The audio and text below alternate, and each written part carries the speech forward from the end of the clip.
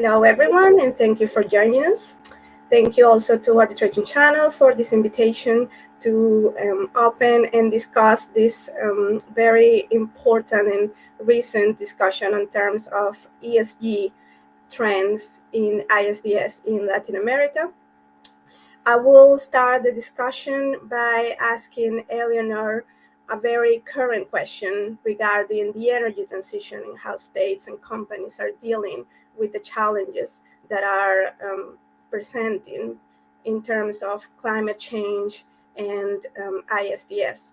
So this first discussion will go not necessarily into Latin America, but will refer to a question that is also very important for Latin American states and that has been discussed widely within the context of the discussion of the Energy Charter Treaty. So the first question that Eleanor will address is it true that investor state and dispute resolution is important for the energy transition because it protects investment in renewable energy?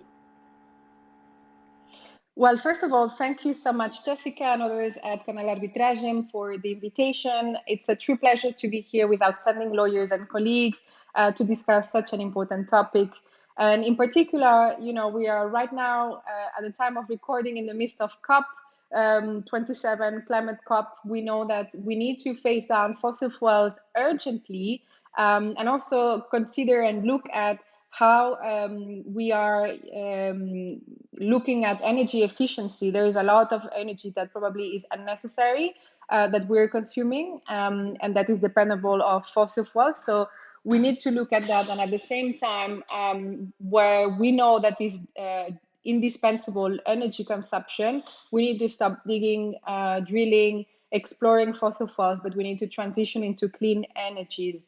And, in the last weeks, there has been, and actually not only for the last weeks, but for the last even a few years, last years, there's a lot of publications, blog posts, etc., regarding climate change and ISDS, which, in my opinion, are it's great that we think about that, but sometimes we miss a little bit in those publications the perspective of climate change and human rights, because this is a in particular, it's a human rights and environmental question. So we need to approach that from that perspective if we want to really have an impact. That's my take as an environmental lawyer who specializes in ISDS. For those that don't know, I started my career with ISDS and then moved to international environmental law. So this is my take today, but specifically in the last weeks, we have seen discussions around renewable energy and the Energy Charter Treaty. And for those that have not been following maybe the news closely, after the release of a new text for the Energy Charter Treaty that has been negotiated for a few years, different states, member states of the Energy Charter Treaty, European states, which are France, the Netherlands, Poland, or Spain, and I believe there is going to be also others that are going to join soon, have decided to exit the Energy Charter Treaty, in part because the new text has been perceived and analyzed, and also by not only by states but also by independent institutions, as for example the High Council for Climate Change in France, that has shown that the new text of the Energy Charter Treaty is still incompatible with climate change objectives. And actually, with colleagues at IISD and Client Earth, we published a few weeks ago, a bit more than a few weeks ago, I think it was in the course of summer, a blog post in Just Mundi that details a little bit more about that. Because many times what I perceive is that what we are missing many times when we discuss ISDS and climate change, ISDS and human rights, is to really discuss ISDS, but to really bring also the perspective of human rights and environmental issues from people that are working on these topics, So that's what we try to do in that publication. And our conclusion is that indeed the Energy Charter Treaty is not aligned with climate objectives. So if you want to understand more a bit about that from a climate change and human rights perspective, I invite you to read that.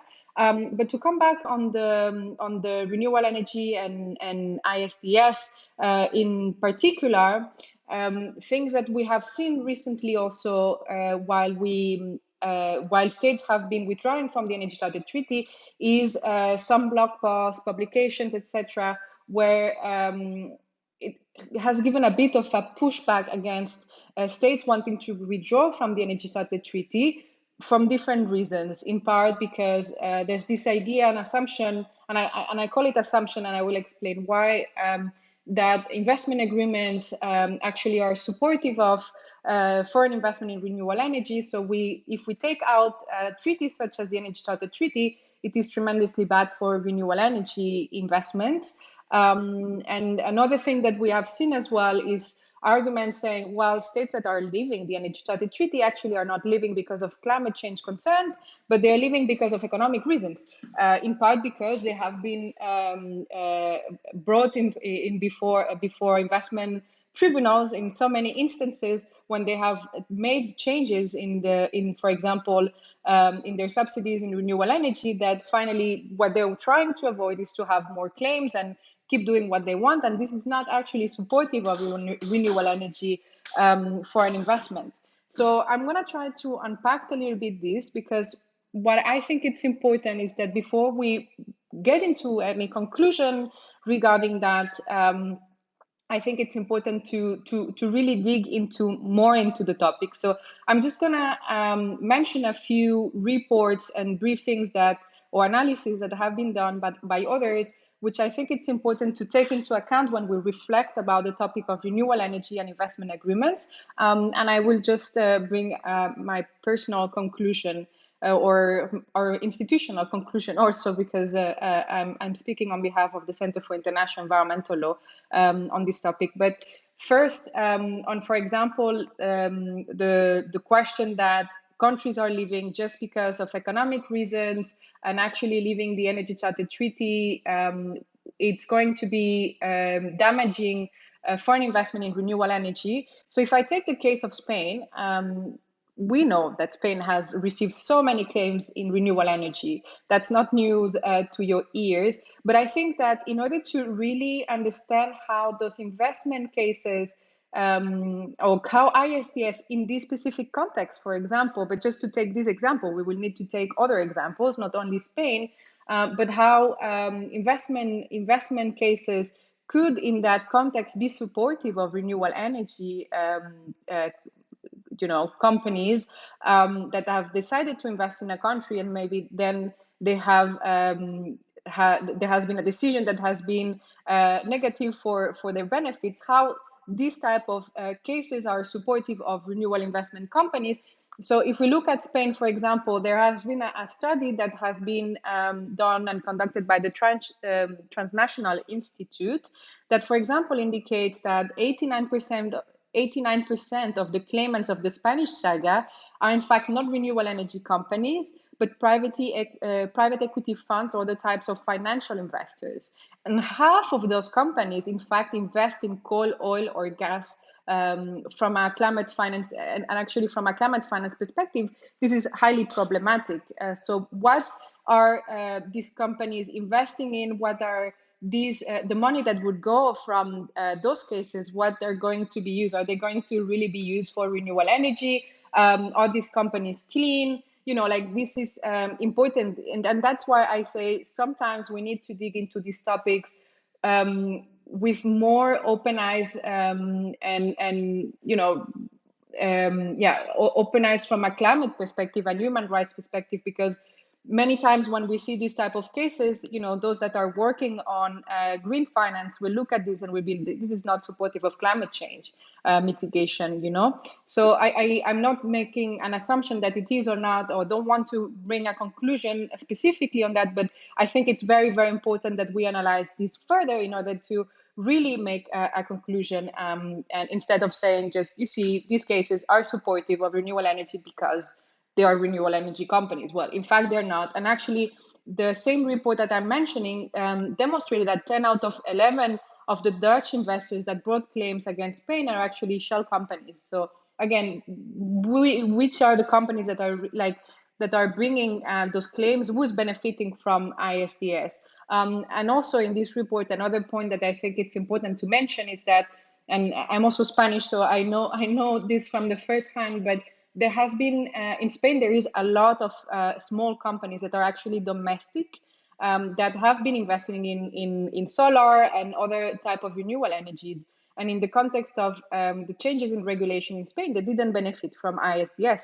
They are domestic. They are pushing their own process at the domestic level, and they have not benefited from ISDS. So also, I think it's important to look at what are the differences, the asymmetries that are brought there, to really think about this through before going into a conclusion.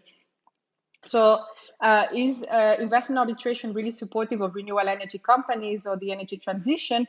Well, before we keep analyzing this, I'm going to bring to your attention 2 or 3 other reports.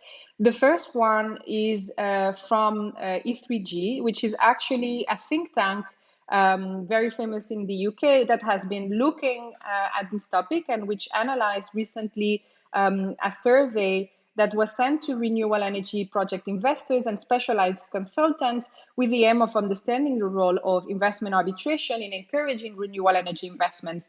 And so really to look at our foreign investors and companies working in renewable energy, really looking at ISDS when they decide to, like invest in a foreign country. And that's what they found. They found that the importance of access to investor-state arbitration is in the bottom tier of factors for foreign investment in renewables. So it's not so important for them. And foreign investment in renewables are driven by domestic factors.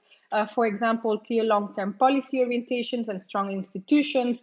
And the study also points out that to other ways of minimizing the risk of renewable energy investments, such as venture capital for small companies.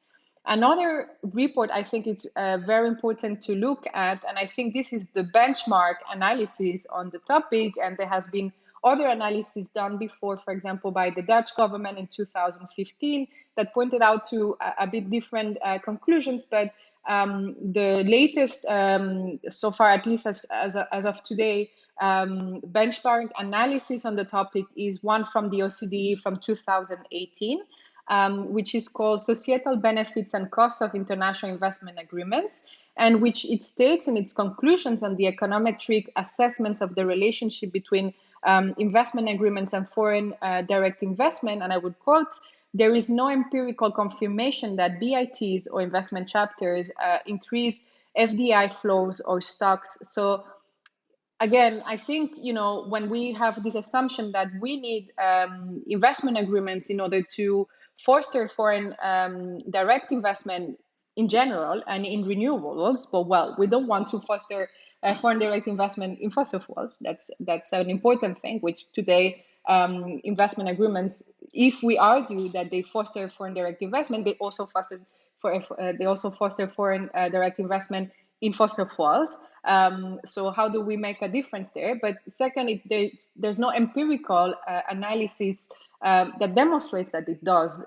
So I think we have to be careful there when we make some assumptions. And my conclusion and take, and also actually I wanted to mention another thing when we consider how foreign investors are looking at the topic. One thing that really struck me, I was like, wow, okay, this is very important to keep in mind, is that a few days or weeks ago, the European Renewable Energy Federation, which is actually defends the interests of independent and renewable source producers of energy, made a press release calling on the EU members to initiate the withdrawal from the Energy Charter Treaty and to reject the new text at the voting scheduled at the end of the month in Mongolia. So actually, certain institutions, such as the European Renewable Energy Federation, is calling against the treaty and to kill it, basically. So again, I think it's very important to take this into account. And my conclusion, I will stop with that, is what we have to think about is that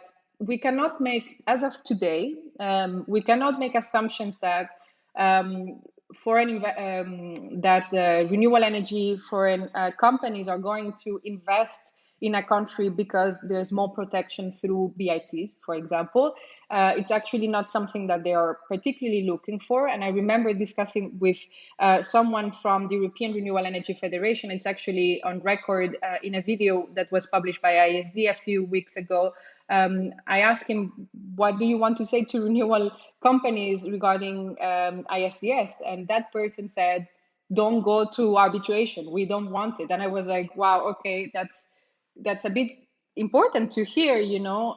So I think we just have to look a bit more into this. And the most important thing for me is we cannot take conclusions that, as of today, as set in stone, that investment agreements or treaties such as the Energy Charter Treaty are so supportive of renewable energy. And especially what is most important there is that actually there are other factors that are going to be supportive of foreign direct investment in renewable energies, and those are domestic factors. So my conclusion is, how do we ensure that at the domestic level, the things that need to happen, like to make more robust institutions, to put money in different projects at the domestic level that will support renewable energy, foreign investment happens. So we also protect foreign direct investment. We need to think about how are we going to strengthen what needs to happen at the domestic level in order to ensure that foreign direct investment in renewable energy keeps happening. So I will stop it here. There was a lot of information. I'm happy to answer any questions. Thank you. Thank you, Eleanor. That was very insightful. And thank you for walking us through what some may call the chronicle of a debt foretold of the ECT, since these discussions have been ongoing for quite some time. I think all the elements that you mentioned, even though they're obviously related to how European states are dealing with these issues, are very transferable to some discussions that we have had in Latin America for some time, because obviously we also have to deal with the energy transition. The question about countries denouncing treaties and criticizing the system, in some cases in Latin America, cases like Venezuela, for example, has been hand in hand with an economic decline. So sometimes there's been a correlation or a link between not having or denouncing treaties and then having less foreign direct investment. But there are other factors that obviously should be taken into account. And I think now, having this example of how this is playing out in Europe, this will give us a new light on what has happened in the past, but it would also give us some light on how Latin American states and other states actually in the global south could deal with the energy transition. So in the context of this dealing with the energy transition, and another important trend in terms of ESG in ISDS, we have the issue of counterclaims, in particular environmental and human rights counterclaims. So this is a question that I will address to Jose Antonio. Do you think, Jose Antonio, that environmental and human rights counterclaims are likely to increase in Latin America? Jessica, and thank you to Arbitration Channel and all my co-panelists here. In short, I would say yes. Just to be very precise on the question, but there are some ramifications to that question as to why and whether the counterclaims will lead to any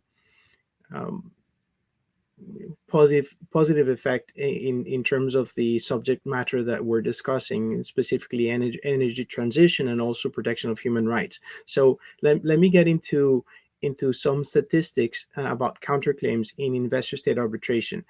Just looking at the ICSID convention alone, and which basically is the center that hears approximately or more than 70% of the ISDS cases in arbitration. During the last 10 years, we've seen that there has been a surge of counterclaims in general terms, and not specifically related only to human rights or energy, but in general terms. That being said, those numbers, although they might sound that development, although might sound somehow interesting, it's really a small number within the whole universe of investor state arbitrations. Less than 3.4% of those cases have involved counterclaims in terms of ISDS cases. So the number of counterclaims by states against investors is really, really, really small, and most of them have been on the basis of investment contracts, but not investment treaties. There's a few exceptions that have been relying on investment treaties, and there's a logic to this. But before before getting to the answer as to why they will increase, we have to answer why there have been so few counterclaims. Part of it is that there are some jurisdictional hurdles. Those jurisdictional hurdles are ancestral in specific articles, and under the ICSID Convention in Article 46.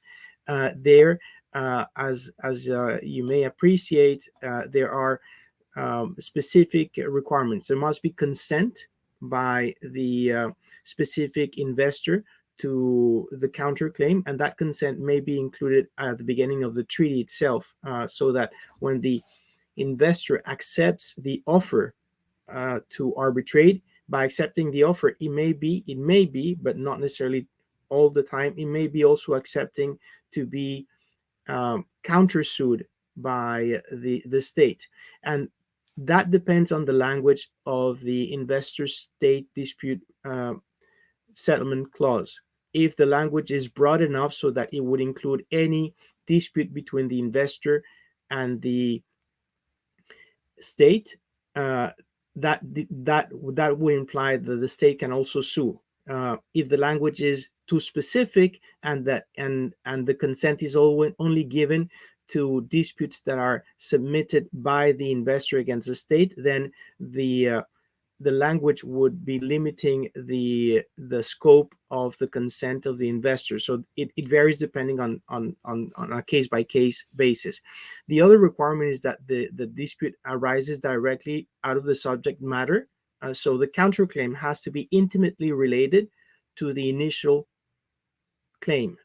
If it's not intimately related, then there is no jurisdiction by the tribunal.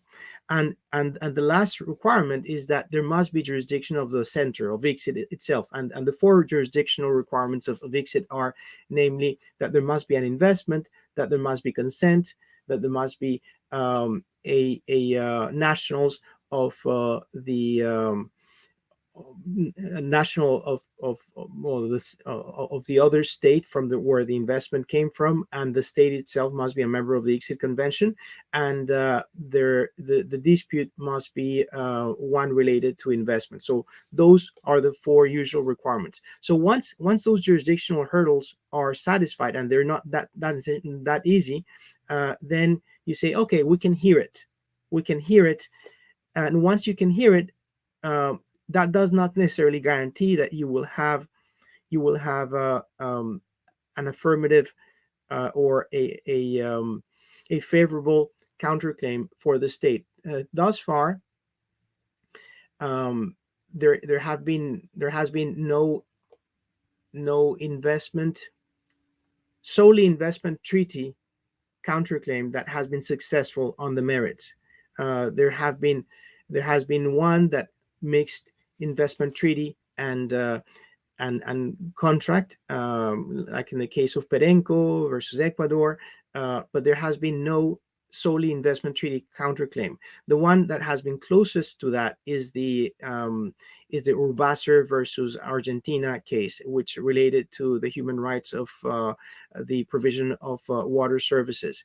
And everything went well with respect to jurisdiction. The tribunal basically considered that, yes, the receiving water and the provision of water may be related to or may constitute a third generation right of human rights.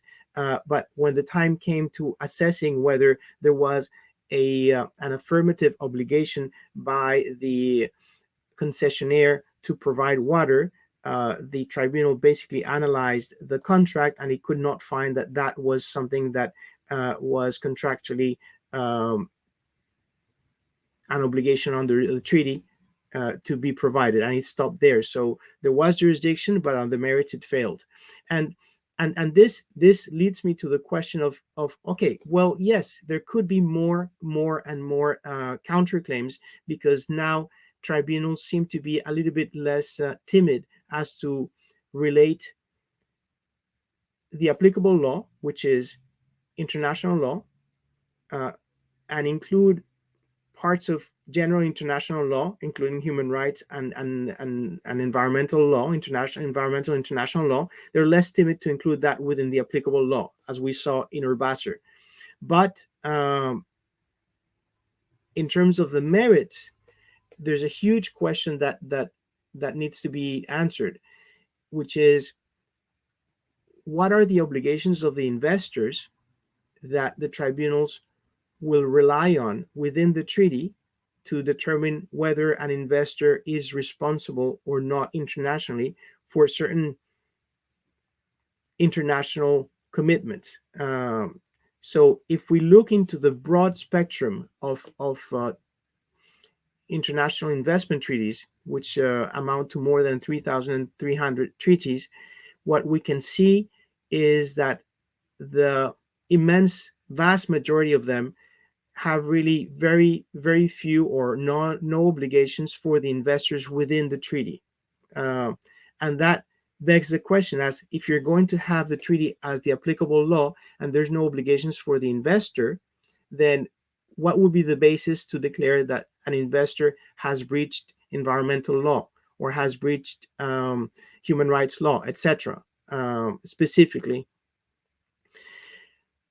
there's only a few treaties which contain those sort of obligations, and I will not read them, but I would point out to the audience what those may be or what those are.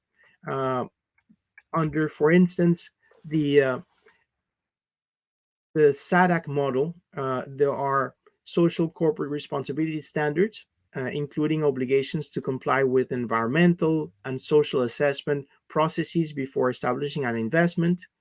There's an obligation to refrain from causing a breach of human rights in the workplace, in the community, etc.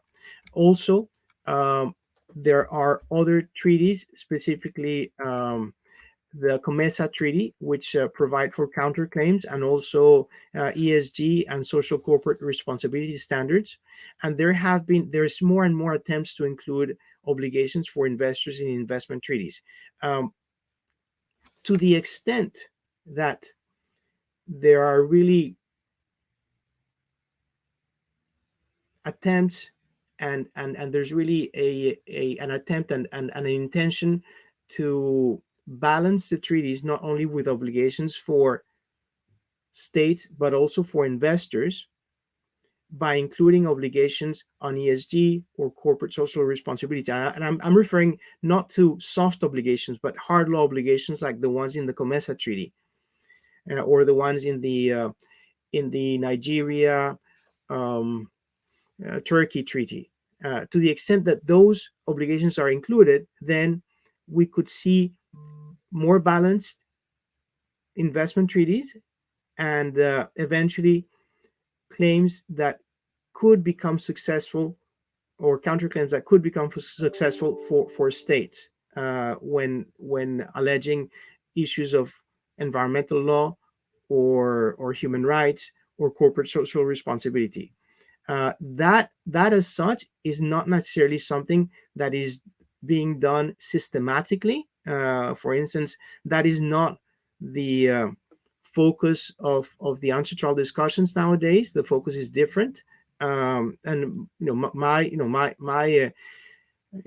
my general advocacy is for that to happen, because that would create a more balanced system where we could see both an assessment of how the state behaved with respect to many obligations that they must comply with respect to the investors, but also a more informed and responsible behavior by investors in all aspects of energy, renewables, environment, human rights, etc., when investing in different countries and places.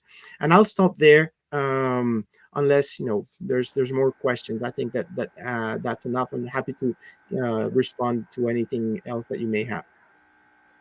Thank you, Jose Antonio. That was very helpful. And I think you touch upon a very important point, which is the balance between the rights of the investors and the rights of the state to actually bring actions when there are issues with the investor conduct. So obviously there is a lot of debate within the context of ESG in terms of corporate responsibility and foreign investors actually upholding human rights and environmental standards. And as you very clearly explained, the problem comes when you actually have to determine which standards are applicable and which standards are to be upheld by the investors. So that will take us to the third question, which I will try to answer, which relates or which explores whether ISDS could be used to hold foreign investors liable for failing to uphold their environmental and human rights obligations.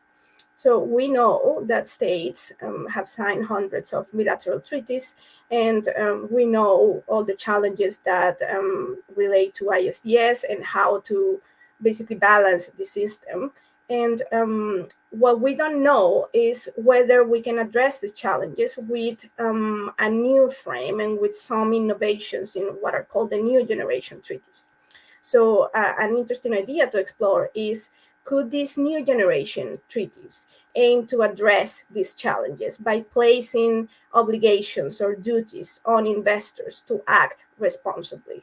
And if they can, to what extent? So I will argue that yes, they can. And a good example of this is the Morocco-Nigeria BAT that was signed in 2016 and is still awaiting ratification. This VAT is particularly interesting because it has a number of innovations in this context. So, for example, it provides that investors and investments must uphold human rights in the host state and in accordance with core labor standards. So it refers to ILO declarations and principles, which is very helpful in order to answer one of the issues that you mentioned, Jose Antonio, which is which standards are to be applied. Then it also states, for example, that investors must conduct a social and environmental impact assessment of their potential investment. Obviously, most investors and most projects are subject to domestic regulation on impact assessment. But I think this particular requirement makes it more clear that it's not just relying on how domestic legislation looks at this issue, but is part of the provisions of the treaty.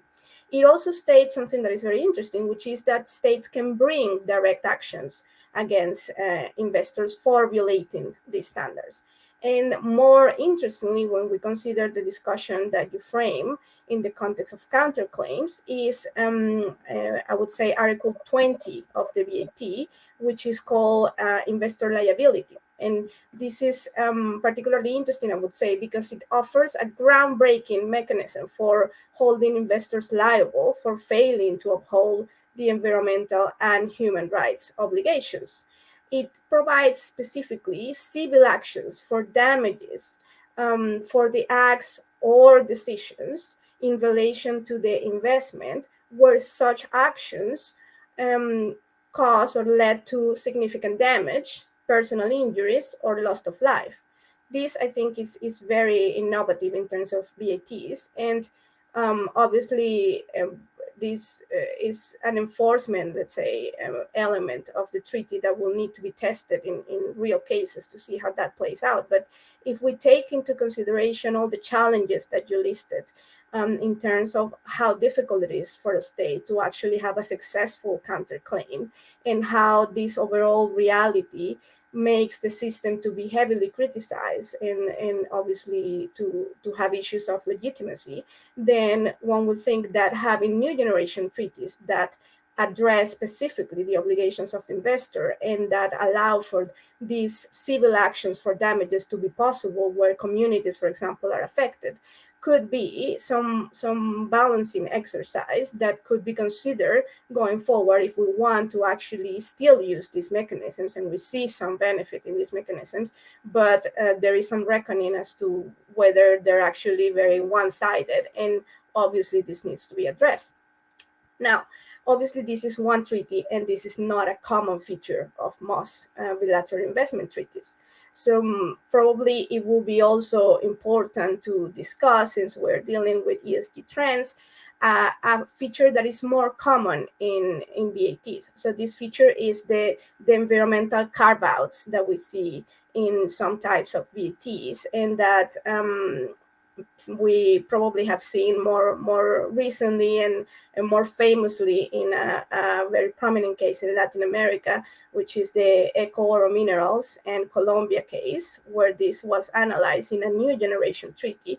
So perhaps I will invite Eleanor to give her thoughts on this particular question, which is whether these environmental carve-outs are fit for purpose and are perhaps in the right direction to becoming a solution, or if there is more to be done. Well, this is also a crucial question, and I think there is a lot to unpack regarding carve-outs and Eco Oro's case in particular. So I will do my best to do a little bit of that in 5 minutes, but maybe I will have to go a little bit beyond 5 minutes.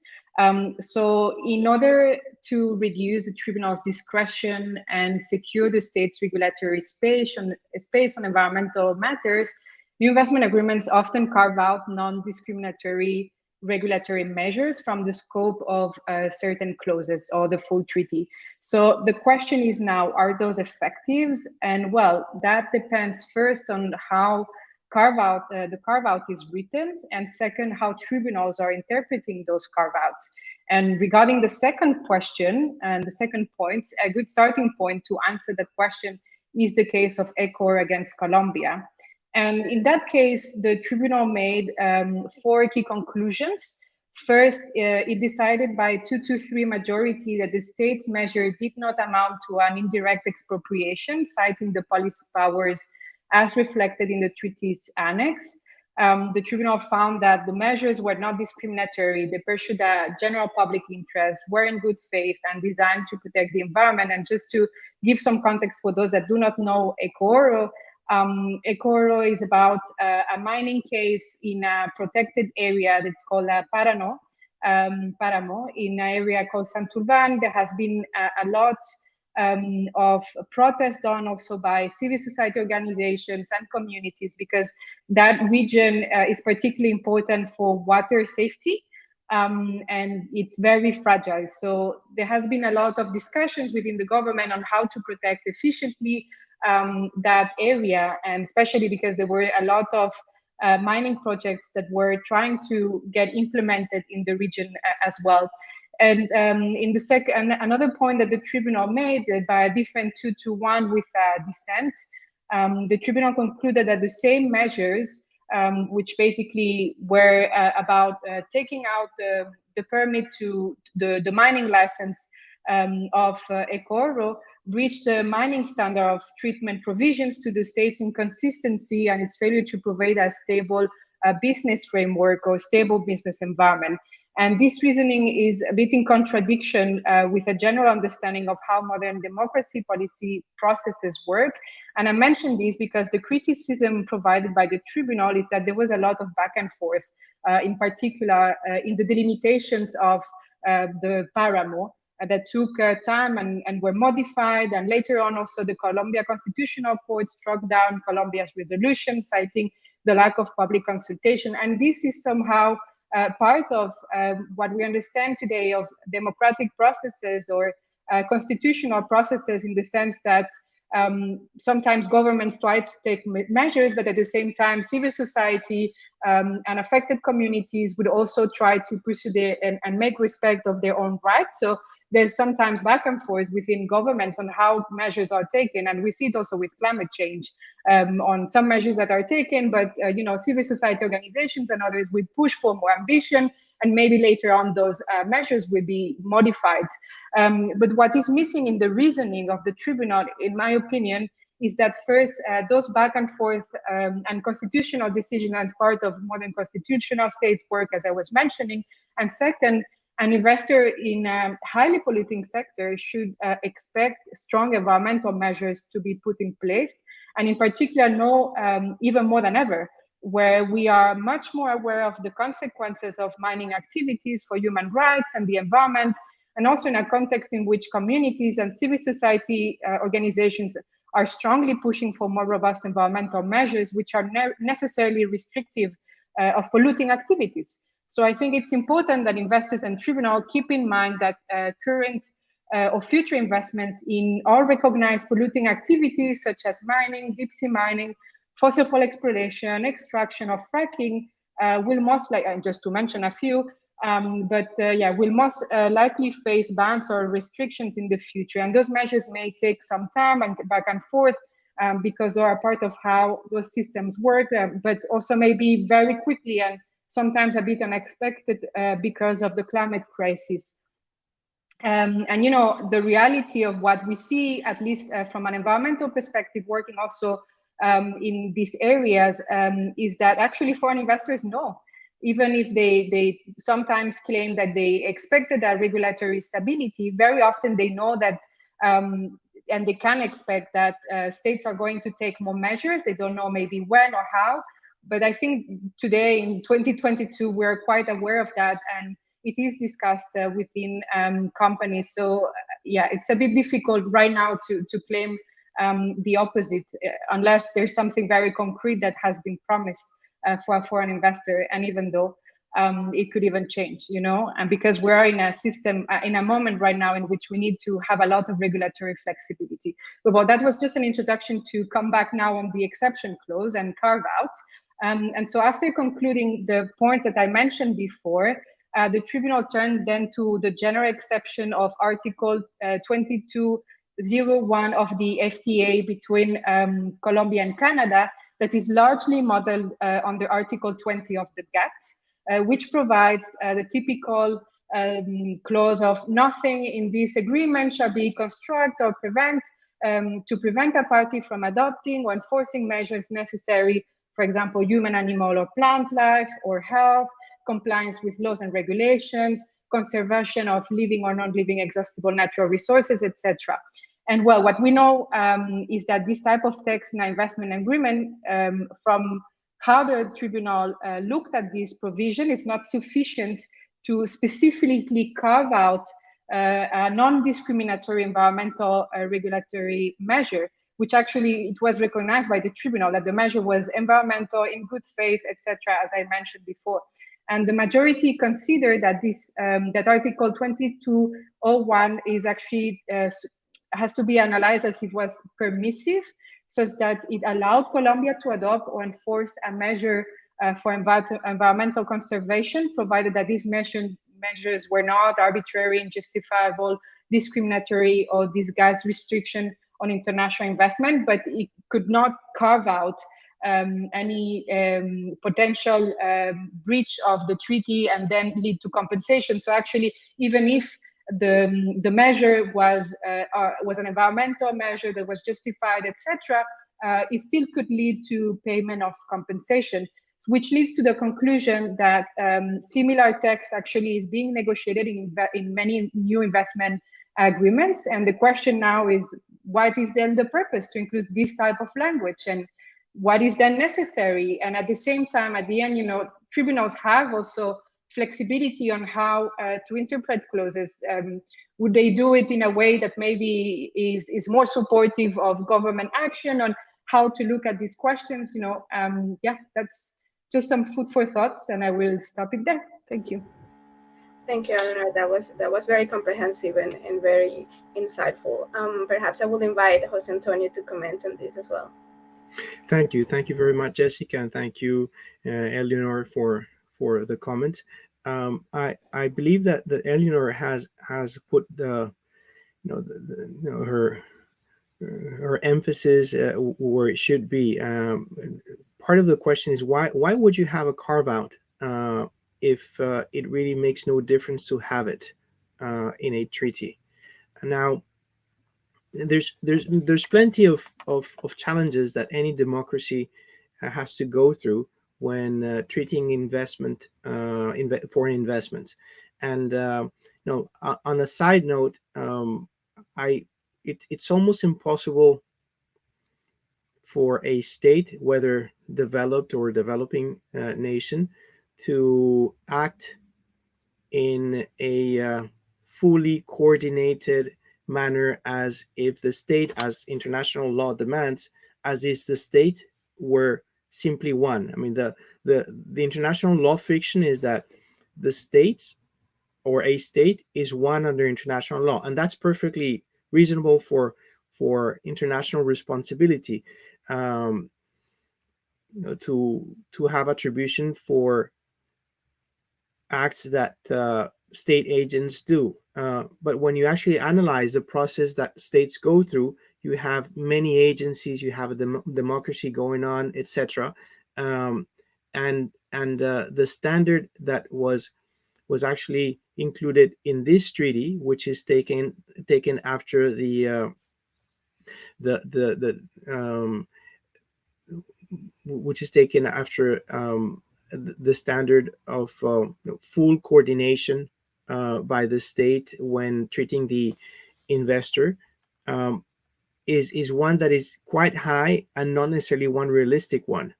Um, with respect to the question itself, I would like to emphasize that the article, Article 2201 of the FTA between Canada and Colombia specifically provides that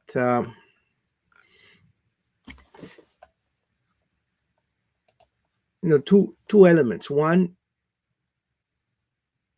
that there be measures that are not arbitrary or unjustifiable discrimination between the investment or between the investors, or a disguised restriction of international trade. Then it goes to the specific measures to protect human rights. A and C are the relevant ones. Protect human lives, animal and or plant or health, etc. And further down, in C, it provides that it could also be a measure for the conservation of living or non-living exhaustible natural resources. Both are relevant, um, and as Eleanor explained, the tribunal, and this comes from WTO law, the measures were assessed. They were found to be measures that were for the protection of human life or for the conservation of living or non-living exhaustible natural resources, which is the first part of the test. Then the second part of the test is whether they constitute a disguised restriction of trade or investment, and or whether we're done in a discriminatory and arbitrary manner. And the finding was that the measures were squarely within that article. So once you have that finding, the question becomes, what is the effect? And like in French doctrine, what is the effet utile of this provision? If you're going to have that provision in a treaty, it should matter. So the answer to the question of whether, and this is sort of going into the logic of the tribunal as such. In other treaties which have had other general exceptions, such as this one, and especially concerning national security. For instance, in those treaties that have regulated investments between the US and Argentina, the general security exception, or in others, have been read as an exception to compliance with the substantive obligation. So the question becomes, why not here? Why similar provision? Why similar provisions interpreted, for instance, for national security or international security could be interpreted as constituted an exception, and here this tribunal didn't do that. I want to put that question there. I don't have the answer as such. It doesn't seem that there are explicit reasons within the tribunal's award that would indicate what is the logic to have this provision if it has no effet utile. So to answer the question that was posed initially, whether this type of provision is sufficient, my general sense is that it is. It begs the question as to the logic and the rationale that the tribunal followed. But of course, the consequence of having such a decision by the tribunal or by this tribunal is that now negotiators will begin being even more explicit, saying, well, this is a carve out. Well, a carve out means an exception, and an exception means an exception. So I don't know in how many ways you should say it or you should write it, but they will now say it in so many other ways so that it becomes really evident that it is not simply a matter of having it there for no reason. This was heavily negotiated by the parties to the treaty, and it has also other decisions, arbitral decisions. It has precedent also from the subject matter where it really came from. These general exceptions was the WTO law, and I believe that that will be the consequence. Interpretations such as this one, which are not fully comprehensible, affect the confidence in the investor state arbitration system. And by the way, I would like to say I'm in general terms in favorable of the system. I don't think that investor state arbitration treaties are in and on themselves the only incentive to attract investment, but they do constitute, together with other elements, tax measures, uh, physical security, other types of incentives, they constitute one additional element that helps attracting foreign capital. So I'm in favor of the ISDS system, hopefully a more balanced one, and one where tribunals have a view and a reading that makes sense out of the treaties. With that, thank you very much. Thank you, Jose Antonio. That I think I agree with the points that you raised in terms of the interpretation, and it's hard to know why it was interpreted in that way. But I guess the answer that I will give to the question is whether these carve-outs are fit for purpose. My answer would be they should be on paper, but in practice, they probably aren't. Because if we have interpretations that depart from a clear indication of how it should be interpreted, a clear indication of how they have been interpreted in the past, a clear historic, account of negotiations that were intended to have an effect and to have specific implications for environmental measures, then we have a bit of a parallel situation going in terms of how states are looking at their obligations and how they can negotiate these treaties and how they will protect the environment and will take other measures and regulate, and how these measures are then seen in hindsight, which is, I would say, incompatible. And I would say that doesn't go only to exemptions or carve-outs. I think another point that was raised in that decision also goes to, for example, legitimate expectations and how, and I think Eleanor also mentioned that, and the expectation that you can have as a foreign investor in certain sectors in terms of the stability and the predictability of the regimes. So obviously there has to be stability and predictability, but we have seen how not only in environmental issues and facing climate change, but with the pandemic as well, how certain measures that perhaps you would have expected from developing countries were also considered by developed countries in similar ways, because we react to certain crises in similar ways.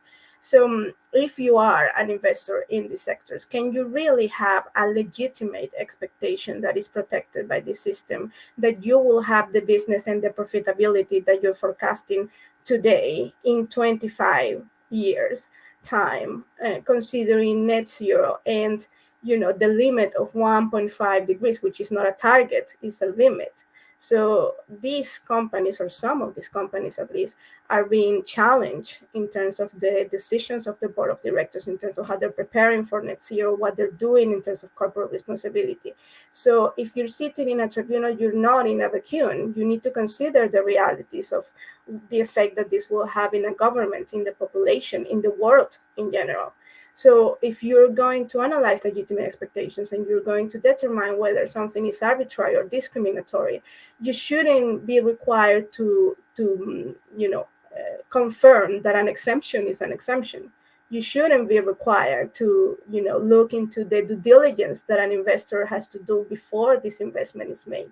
I agree with Jose Antonio. This system incentivizes foreign investment in many industries, but there has to be a balance, and there has to be a balance based in reality, and there has to be a balance that respects the intentions of states when they negotiate treaties, and there has to be a balance that follows public international law and follows the logic of how things should play out in practice. And I think probably as my last remark, this also has an implication in terms of the damages that you award, because giving some some emphasis to some expectations that should not be protected on the side of the investor will have an economic impact on the states. And this will be real money in real time that is not going towards mitigation, that is not going towards other challenges. So we are in a world of limited resources. And if we have to make these choices, as states often have to, you need to know that you have a system you can rely on. And when we see it as we are doing today, and we analyze what has been done before and what needs to be done in the next few years, if we want to live in a better place, which is what we all hope, then we clearly can see that we're not doing enough, and that there is a lot of room for improvement, and that we need to closely look at this system and how to improve it or how to solve these challenges. Obviously, this session wasn't intended to provide full answers to these challenges, but I think it has been very insightful in terms of seeing your points of view and trying to unpack and explore these ESG trends in ISDS in Latin America. So thank you for joining me, and thank you everyone for listening. And obviously, I am very grateful for all your insightful contributions, and I hope that we get a chance to discuss this in other forums and in other settings. So thank you very much. Thank you very much, Jessica, and thank you, everyone.